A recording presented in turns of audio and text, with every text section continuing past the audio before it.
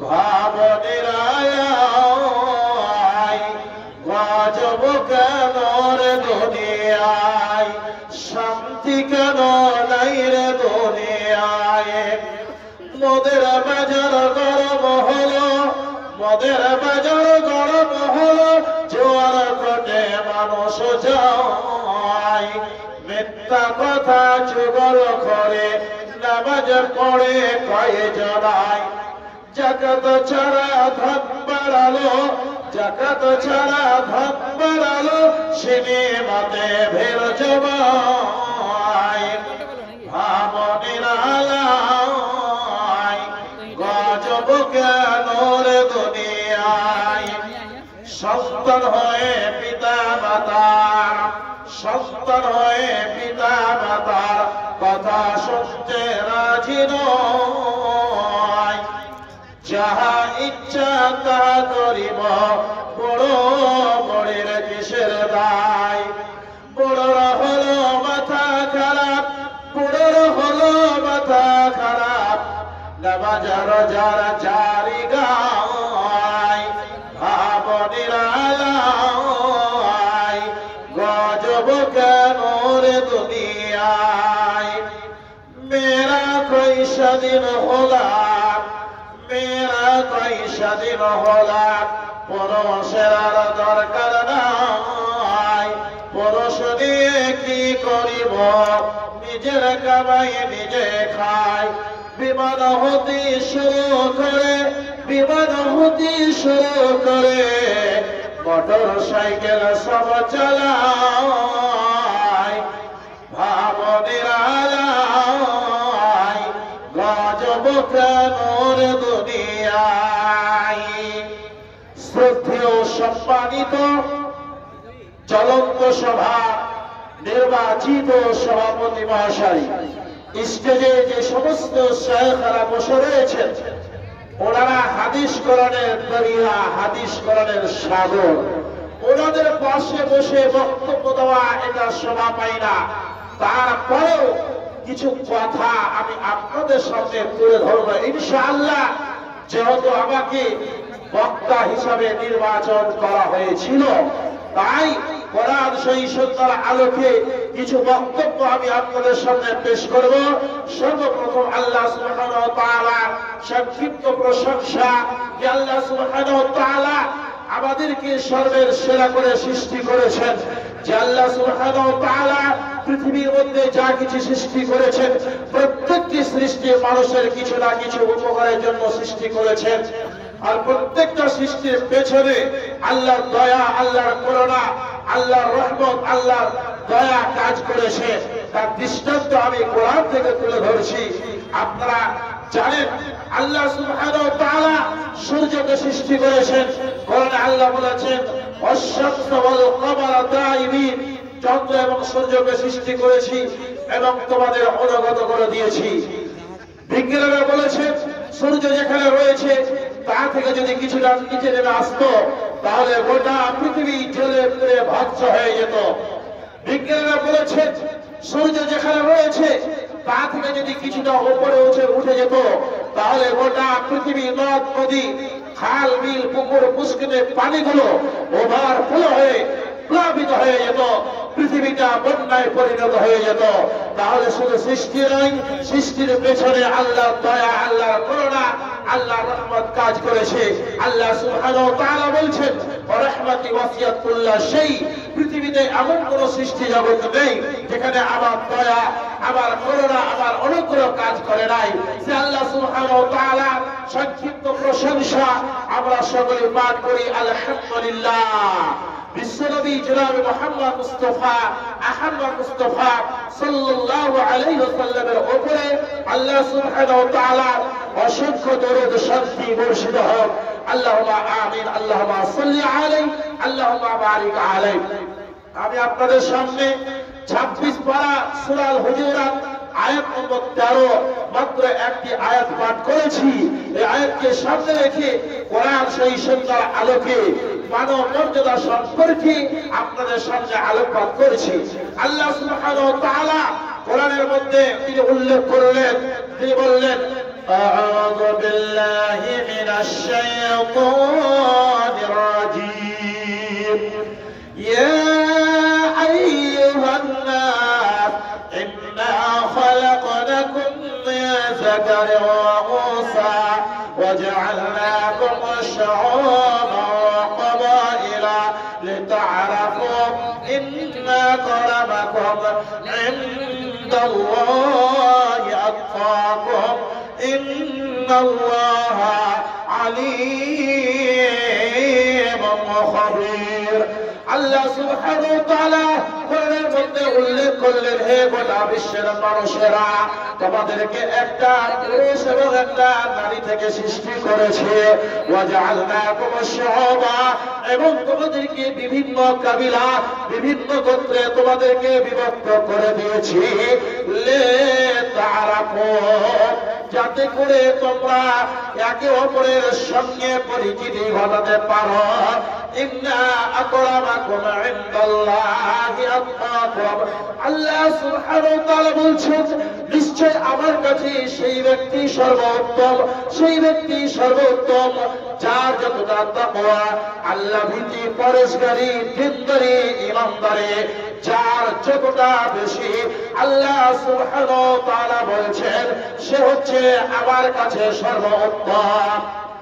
ইন্নাল্লাহা আলীমুন খবীর, নিশ্চয় আল্লাহ সুবহানাহু ওয়া তাআলা জানেন, রাত্রে অন্ধকারে দিনের আলোতে আমরা যা করেছি সমস্ত কিছু তিনি খবর রাখেন এবং সমস্ত কিছু তিনি জানেন। তাহলে আমরা এই আয়াতের মাধ্যমে যেটা পরিষ্কারভাবে জানতে পারলাম যে গোটা বিশ্বের মানুষকে সম্বোধন করে আল্লাহ বলছেন, তোমাদেরকে একজন নারী এবং একটা পুরুষ থেকে সৃষ্টি করেছি এবং তোমাদেরকে বিভিন্ন দলে বিভক্ত করে দিয়েছি, যাতে করে তোমরা একে অপরের সঙ্গে পরিচিতি ঘটাতে পারো। আল্লাহর নিকটে সেই ব্যক্তি সর্বোত্তম যার যতটা তাকওয়া, যে যতটা আল্লাহ ভীতি, পরহেজগারি, দিনদারি, ঈমানদারি যার যত বেশি রয়েছে, আল্লাহর কাছে সেই ব্যক্তি সর্বোত্তম। আল্লাহ সুবহানাহু ওয়া তাআলা রাত্রে অন্ধকারে দিনের আলোতে আমরা যা কিছু করছি সমস্ত কিছু তিনি খবর রাখেন এবং সমস্ত কিছু জানেন। তাহলে এবার আসুন, আমরা পৃথিবীতে যারা আসবে বা বিগত হয়ে গিয়েছে সকলেই কিন্তু আমরা হযরত আদম আলাইহিস সালাম এবং হাওয়া আলাইহিস সালাম আমরা হচ্ছি সন্তান আদি। আমরা একই পরিবারের, আমরা সকলেই সদস্য। আল্লাহ সুবহানাহু ওয়া তাআলা আমাদেরকে আদম এবং হাওয়া আলাইহিস সালামের আমরা সবাই সদস্য, যেটা আমরা বুঝতে পারলাম। আল্লাহ সুবহানাহু ওয়া তাআলা এই জন্য বলেছেন, মানব মর্যাদা নবী করিম সাল্লাল্লাহু আলাইহি সাল্লাম মানব মর্যাদা দিতে গিয়ে তিনি আমার মর্যাদা দিয়েছেন। গরীব, মিসকিন, ফকির, নিঃস্ব, অসহায়, ইতিম, আপনার তাদেরকেও আল্লাহ রাসূল মানব মর্যাদা দিয়েছেন। আল্লাহ রাসূল কখনোই শুধু মুসলমানদের উপরে দয়া করেছেন, শুধু তাই নয়, পৃথিবীর সমস্ত মানবকে তিনি মানব মর্যাদা দিয়েছেন। তার দৃষ্টান্ত আমি আপনাদের সামনে তুলে ধরেছি। আল্লাহ পাক রব্বুল আলামিনের নবী জনাবে মুহাম্মদ মুস্তাফা সাল্লাল্লাহু আলাইহি ওয়াসাল্লাম একদা যুদ্ধ করে তিনি ক্লান্ত হয়ে পড়েছেন, বিশ্রাম নেবার জন্য একটা গাছের ডালে তিনি তার বাড়িখানা রেখে তিনি বিশ্রাম নেবার জন্য গাছের ছায়াতে শুয়ে পড়েছেন। যুদ্ধ অবসানে আল্লাহর নবী, যুদ্ধ অবসানে আল্লাহর নবী একটি বৃক্ষ তলে শুইলেন, সেটা ঘাসের ওপর বিশ্রাম নেব বলে তরবারি খানা ঝোলাইয়া ডালে, তরবারি খানা ঝোলাইয়া ডালে রাখিলেন নবী মোর। শান্ত সমীরণে সুখের আমেজ আসিল চক্ষপা। এহেন সময় বেদুইন এসে, এহেন সময় বেদুইন এসে নীল তরবারি গিয়েছে তোমায় বাঁচাইবে বলে আল্লাহু বারে। কাঁপে খদ্দার শত্রুর হাত, কাফে তৎপর শত্রুর হাত তরবারি পরে খসে নতমস্তক বেদুইন নবীজির পাশে বসে আল্লাহ নবী সাল্লাল্লাহু আলাইহি সাল্লামকে মারার জন্য এসেছিল। আল্লাহ নবী জাগ্রত যখন হয়ে গেল, সেই ব্যক্তি বলছে, হে মুহাম্মদ, আমার হাত থেকে তোমাকে কে রক্ষা করবে? আল্লাহ নবী বললেন, তোমার হাত থেকে আমাকে আল্লাহ সুবহানাহু ওয়া তাআলা রক্ষা করবেন। সঙ্গে সঙ্গে সেই কাফেরের হাত কাঁপতে কাঁপতে তরবারি পড়ে গেল। আল্লাহ নবী এবার তরবারি নিয়ে বলছে, হে বেদুইন, হে কাফের, বল দেখি তোমাকে এখন আমার হাত থেকে কে রক্ষা করবে? যেহেতু সে আল্লাহর উপরে ঈমান নাই, নবীকে মহব্বত করে নাই, বলছে তুমি ছাড়া পৃথিবীর কোন শক্তি নাই আমাকে বাঁচাবে।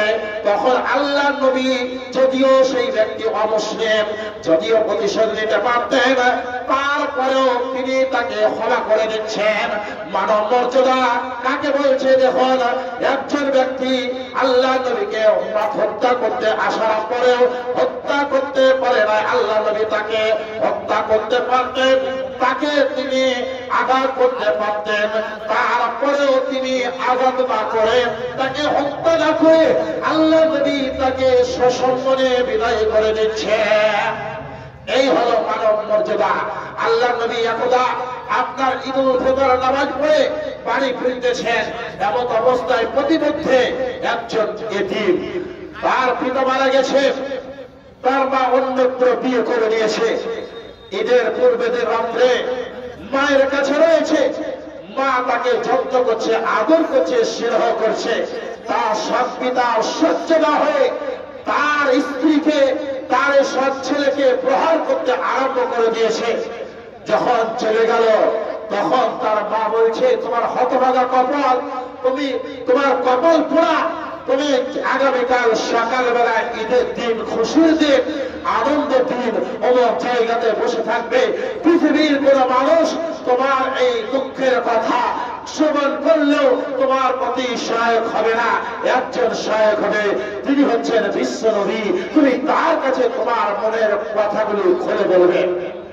সেই এতিম ছেলে আপনার রাস্তার ধারে বসে কন্দন করছে। হাজার হাজার সাহাবী, হাজার হাজার মানুষ সেই পথে অতিক্রম করেছে, সেই ছেলের কান্না কাউকে থামাতে পারে নাই।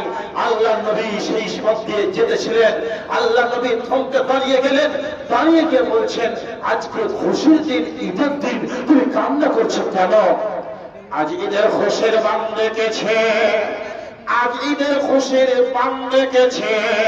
সবার দিলে বড় সকাল, মদিনার এই নীল গগনে চাঁদ উঠেছে আল-হেলাল। ঈদুল ফিতর নামাজে পড়ে ফিরছে নবী আপন ঘর। হঠাৎ দেখেন একটি ছেলে কাঁদছে বসে পথের পর। থমকে দাঁড়ান দয়ারা নবী, থমকে দাঁড়ান দয়ারা নবী, হেলিয়ে তাহার মনে বেশ কহেন হেসে, মানিকা আমার, কিসের তোমার দুঃখ কেশ? এমন মধুর মিষ্টি কথা, এমন মধুর মিষ্টি কথা শোনানি ভালো তো অনেক দিন। এমন মধুর মিষ্টি কথা শোনানি ভালো তো অনেক দিন। টুকরে কেঁদে উঠল ভালো, খোঁজে পেল সে হেরেছে। নম্র সুরে কহেন বালক, শোনেন নবী মোর বয়ান। কাফেরদের অত্যাচারে শহীদ হলেন আব্বা জান। আল্লাহ নবীকে বলছেন, আল্লাহ নবী গো, আমার পিতা মারা গেছে, আমার মাতা অন্যত্র বিয়ে করে নিয়েছে। আমার মাতা যদি আমাকে আদর করে, স্নেহ করে, আমার সৎ পিতার সহ্য হয় না। আমার মাতাকে আঘাত করে বিগত রাত্রিতে। আমার মা আনন্দের সঙ্গে আমাকে লালন পালন করতেছে, আমাকে লালন পালন করতেছে। আমার পিতা আমার মাতাকে মারতে আরম্ভ করে দিল। আমার মাতা বলল, তুমি আগামীকাল খুশির দিন, তারপরেও তোমাকে আমি আদর করতে পারলাম না, যত্ন নিতে পারলাম না। তুমি অমুক রাস্তাতে চলে যাবে, তোমার এই ব্যথার কথা, তোমার দুঃখের কথা তার সামনে তুমি প্রকাশ করবে, তিনি তোমাকে আদর করবে, যত্ন করবে। হচ্ছে এতিমের সম্পর্কে সেই ভালো বুঝে, অতএব তুমি তার সামনে প্রকাশ করবে। আল্লাহ নবীকে বলছেন, আল্লাহ নবী গো, আমার হলো এই জীবনে। আল্লাহ নবী বললেন, আজ কি খুশির দিন, আনন্দের দিন, তারপরে তোমার মনের মধ্যে এত ব্যথা, এত বেদনা, তাই তোমার কাছে আমি প্রকাশ করেছি। আমি যদি তোমার পিতা হই, আর যদি আয়েশা তোমার মা হয়, তোমার মনের দুঃখ বেদনা, তোমার মনের কষ্টগুলো কি দূরীভূত হবে না? সেই ব্যক্তি আনন্দের সঙ্গে নির্ভীক চিত্তে বলছে, আমার তো গোটা ভাগ্যটা খুলে যাবে। আল্লাহ নবী সাল্লাল্লাহু আলাইহি সাল্লাম চলে গেলেন বাড়িতে গিয়ে বলছেন, আয়েশা রে, আল্লাহ রব্বুল আলামিন খুশির দিনে, আনন্দ দিনে তোমার জন্য, আমার জন্য একটা উপহার দান করেছেন। তুমি যত্ন করো, স্নেহ করো, ভালো করে তাকে পোশাক পরিধান করিয়ে দাও, ভালো ভালো খাবার গুলো দাও। আল্লাহ নবী সাল্লাল্লাহু আলাইহি সাল্লাম এইভাবে মানব মর্যাদা দিয়েছেন। আল্লাহ রব্বুল আলামিন আপনার চেহারা দেখবেন না, আল্লাহ আপনার বডি দেখবেন না, আল্লাহ আপনার সম্পদ দেখবেন না। একজন কোটিপতি, একজন কোটি কোটি সম্পদওয়ালা ব্যক্তি আল্লাহর কাছে ছিল, তার মধ্যে যদি আল্লাহ ভীতি, পরহেজগারি, দিনদারি, ঈমানদারি তার মধ্যে যদি না থাকে, আল্লাহর কাছে ছিল। একজন কোটিপতি, এসপি, ডিএম, এমএলএ, মন্ত্রী আপনার করে কি, তার সঙ্গে সাক্ষাৎ করতে গেলে আপনার ঘন্টায় ঘন্টা অপেক্ষা করতে হয়। এই ঘন্টায় ঘন্টা অপেক্ষা করতে হয়। তার পক্ষ থেকে যখন অর্ডার আসে, তখন আপনার সঙ্গে সাক্ষাৎ হয়, আপনার সঙ্গে কথাবার্তা হয়। বন্ধুরে, যদি আপনি মারা যান, আপনার কাছে এসে লোকজন জিজ্ঞাসা করবে, লাশটা কোথায় আছে? জিজ্ঞাসা করবে না কোটিপতি কোথায় আছে, এসপি, ডিএম, এমএলএ, মন্ত্রী কোথায় আছে, জিজ্ঞাসা করবে না। একজন কোটিপতি আল্লাহর কাছে ছিল, তার মধ্যে যদি আল্লাহ ভীতি, পরহেজগারি, দিনদারি, ঈমানদারি না থাকে, একজন গরিব ব্যক্তি, একজন অসহায় ব্যক্তি, একজন এতিম ব্যক্তি, একজন ফকির ব্যক্তি, মিসকিন ব্যক্তি, একজন নিঃস্ব অসহায় আল্লাহর কাছে হিরো, তার মধ্যে যদি আল্লাহ ভীতি, পরহেজগারি, ঈমানদারি, দিনদারি তার মধ্যে যদি থাকে, আপনাদের সামনে বলতে চাই, আল্লাহ রব্বুল আলামিন পবিত্র কোরআনে বলেছেন,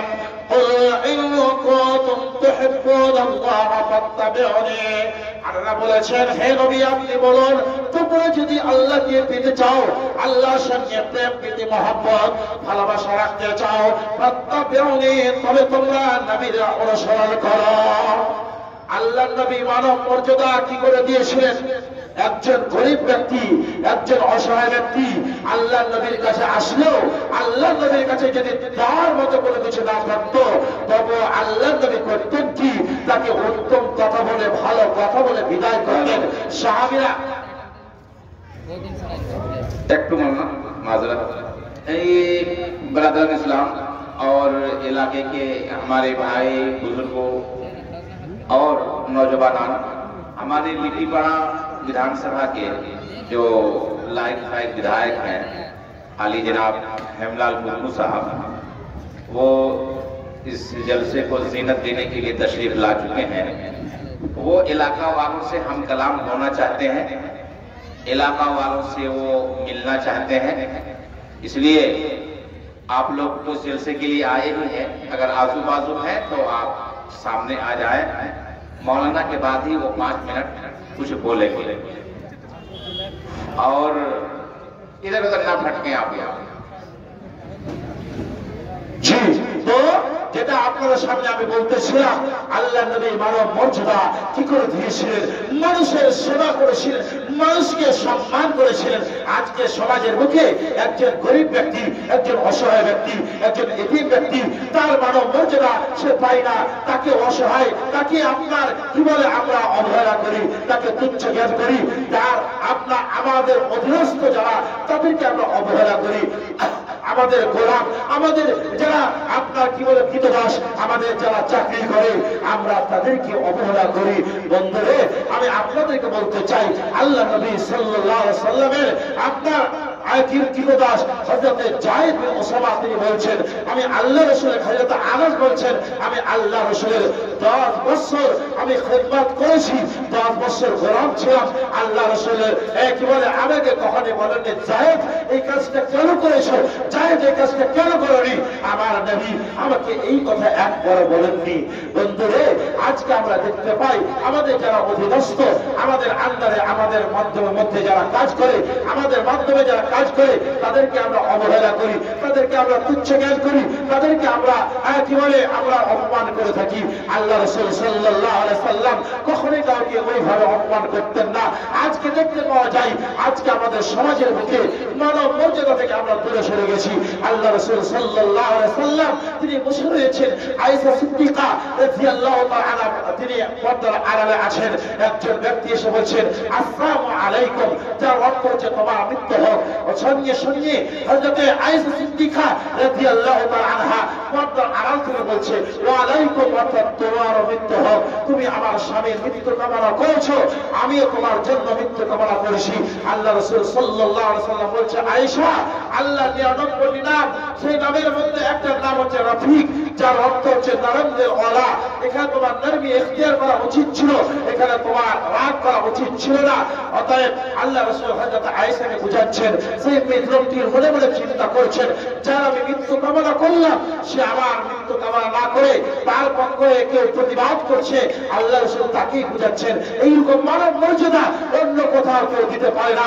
সঙ্গে সঙ্গে সেই ব্যক্তি ও আপনার স্থির থাকতে না পেরে পরবর্তীতে এসে পবিত্রতা অর্জন করে এসে মুসলমান হয়েছিল।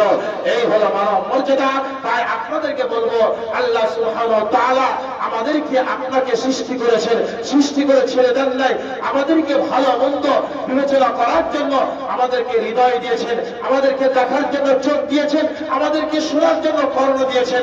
আমাদেরকে এইগুলোকে ব্যবহার করতে হবে ভালো কাজে। বন্ধুরে, আপনি কোটিপতি, আপনি টাকাওয়ালা, সম্পদওয়ালা, আপনি এসপি, ডিএম, এমএলএ, মন্ত্রী, আপনি মরে যাওয়ার, আপনি মরার পরে লোকজন এসে জিজ্ঞাসা করবে লাশটা কোথায়, এসে জিজ্ঞাসা করবে না মন্ত্রী কোথায়, এসপি কোথায়, ডিএম কোথায়, এমএলএ কোথায়, জিজ্ঞাসা করবে না, জিজ্ঞাসা করবে লাশটা কোথায়। তারপরে আপনার জানাজার নামাজের টাইম হয়েছে 10টায়, 10টার সময় লোকজন উপস্থিত হয়ে গেছে, তো বাকি রয়েছে লোকজন আপনার বলছে কথোপকথন করছে। ইমাম সাহেব বলছেন, কথোপকথনের পরিবর্তে যদি আমি কিছু কথা আপনাদের সামনে রাখি তাহলে কি আমি বলবো? তখন লোকজন বলছে, হ্যাঁ আপনি বলুন। এবার লোকজন বলতে বলেছে, ইমাম সাহেব কিছু কথা বলছেন। তখন কিন্তু 10টা যদি 1 মিনিট হয়ে যায়, 10টা যদি 5 মিনিট হয়ে যায়, 10টা যদি 7 মিনিট হয়ে যায়, পিছন থেকে লোকজন বলবে, ইমাম সাহেব আপনি জানাজার নামাজ পড়ান, সময় পার হয়ে গেছে। অথচ আপনি ডিএম, এসপি, এমএলএ, মন্ত্রী, সমাজের বিশিষ্ট ব্যক্তি, কোটিপতি ছিলেন, আপনার সঙ্গে লোক সাক্ষাতের জন্য ঘন্টা ঘন্টা অপেক্ষা করেছিল। আপনি মারা গেছেন, আপনার জন্য আর 1 মিনিট লোক সহ্য করে না। যেই সময়টা আপনার জন্য নির্ধারণ হয়েছে, সেই সময়ের 1 মিনিট আর লোক সহ্য করে না। বন্ধুরে, আপনাদেরকে বলতে চাই, এই জীবনটা অস্থায়ী জীবন, এটা চিরস্থায়ী জীবন নয়। আজ মরলে কাল 2 দিন, 3 দিন পরে কেউ খোঁজ নেবে না। কাফনের পকেট নেই, আপনি যতই রোজগার করেন না কেন, কাফনের পকেট নেই যে আপনি কোনো কিছু সঙ্গে নিয়ে যেতে পারবেন। তাই আপনাদেরকে বলবো, উপার্জিত আপনার জিনিস থেকে উপার্জন যেগুলো করেছেন, সেখান থেকে আপনারা এই মাদ্রাসাকে ভালোবাসবেন। কারণ আল্লাহ রাব্বুল আলামিন বললেন, হে নবী আপনি বলুন, তোমরা যদি আল্লাহকে পেতে চাও তাহলে নবীকে মহব্বত করো। নবীকে মহব্বত করতে গেলে এই যে মাদ্রাসা, এই মাদ্রাসাকে ভালোবাসতে হবে। মাদ্রাসাকে শুধু শুধু ভালোবাসা যায় না, মাদ্রাসাতে অর্থ সম্পদ দিতে হবে। আপনাদের অর্থ সম্পদ দিয়ে এই মাদ্রাসাকে যদি আগলে রাখেন তাহলে নবীকে মহব্বত করা হবে, ভালোবাসা হবে। বন্ধুরে, আমি আপনাদের বলতে চাই, মৌলবি তৈরি করা, হাফিজ তৈরি করা, কারি তৈরি করার কারখানা হচ্ছে এই মাদ্রাসা। এই মাদ্রাসাগুলোতে যদি অনুদান বন্ধ করে দেন, কারি তৈরি হবে না, হাফিজ তৈরি হবে না, মাওলানা তৈরি হবে না। যদি মাওলানা তৈরি না হয় তাহলে কার পিছনে জানাজা নামাজ পড়বেন, কার পিছনে সালাত আদায় করবেন, কে আপনার খুতবা দিবে, কে আপনার ঈদের নামাজ পড়াবে? আপনার ঈদের নামাজ, জানাজার নামাজ বিয়ের খুতবা, এমনকি আপনার বিয়েটাও ওই মৌলভী সাহেব ছাড়া, মাওলানা সাহেব ছাড়া হয়নি। অতএব আপনাদেরকে বলবো, এই মৌলভী তৈরি করা, মাওলানা তৈরি করা, হাফিজ তৈরি করা, আপনার কারি তৈরি করার কারখানা, ফ্যাক্টরি হচ্ছে মাদ্রাসা। আর এই মাদ্রাসাগুলো চলছে আপনাদের অনুদানের বদলতে। সরকারের পক্ষ থেকে কোনো অনুদান আসে না, আপনারা হচ্ছেন সরকার। যদি আপনারা অনুদান না করেন, মাদ্রাসা অচল হয়ে যাবে, মাদ্রাসা বন্ধ হয়ে যাবে। আর মাদ্রাসা বন্ধ হয়ে গেলে মসজিদে আজান কে দিবে, নামাজ কে পড়াবে, আপনার কি বলে জানাজার নামাজ কে পড়াবে, আপনার বিয়েটা কে পড়াবে, আপনার ঈদের খুতবা কে দেবে, জানাজার আপনার কি বলে আপনার ঈদের খুতবা, জুমার খুতবা কে দেবে। অতএব আপনাদেরকে বলবো যে এই পৃথিবীর জীবনটা অস্থায়ী জীবন। আপনার নিজের বলতে মাত্র তিনটা জিনিস, নিজের বলতে তিনটা জিনিস। একটা জিনিস হচ্ছে আপনি যা খাওয়া দাওয়া করে আপনি কি বলে বাথরুম করলেন, সেটা হলো নিজের। তারপরে আপনি যেটা পরিধান করে ছিঁড়ে ফেললেন, ওটা হলো নিজের। আরেকটি নিজের হচ্ছে আপনি যদি জীবিত অবস্থায় ভালো কর্ম করেন, তাহলে সেটা হচ্ছে নিজের। অতএব আপনাদেরকে অনুরোধ করব, এই জীবনটা অস্থায়ী জীবন। আজ এখানে এসেছেন, পুনরায় ফিরে যেতে পারবেন এতে কোনো গ্যারান্টি নেই। অতএব আল্লাহ সুবহানাহু ওয়া তাআলার কাছে শেষের বেলায় আপনার অনুরোধ, শেষের বেলায় আমি আল্লাহর কাছে দোয়া করি, ওগো আল্লাহ, তুমি কোরআন সেই সুন্দর আলোকে আমাদেরকে জীবন যাপন করার তৌফিক দান করো। আপনাদেরকে আরেকটা মেসেজ যেটা আমি দিলাম, তা হচ্ছে আল্লাহ ভীতি পরশগরি, দিনদারি, ইমানদারি, আল্লাহর ভয়, তাকওয়াওয়ালা হয়ে যান, দিনদারওয়ালা হয়ে যান। আল্লাহ ভীতি জীবনে মনের মধ্যে নিয়ে এই মেশিনটা নিয়ে যদি জীবন যাপন করতে পারেন, তাহলে দেখবেন আপনার দ্বারা কোনো অন্যায় হবে না, আপনার দ্বারা চুরি হবে না, আপনার দ্বারা ডাকাতি হবে না, আপনার দ্বারা ব্যভিচার হবে না, আপনার দ্বারা কোনো অন্যায় হতে পারে না। তাই আল্লাহর কাছে শেষের বেলায় দোয়া, ওগো আল্লাহ, যারা উপস্থিত অনুপস্থিত সকলকে ক্ষমা করো, সকলের উপরে দয়া বর্ষণ করো, সকলকে আল্লাহ উজুজ করে বৃদ্ধি দান করো। আল্লাহ খাস করে আমাদের যাদের মাতা নেই, আমাদের যাদের পিতা নেই, কবরগুলোকে জান্নাতের টুকরা বানিয়ে দাও। রব্বানা তাকাব্বাল মিন্না ইন্নাকা আনতাস সামিউল আলিম ওয়া আলহামদুলিল্লাহি রাব্বিল আলামিন। আসসালামু আলাইকুম ওয়া রাহমাতুল্লাহি ওয়া বারাকাতুহু।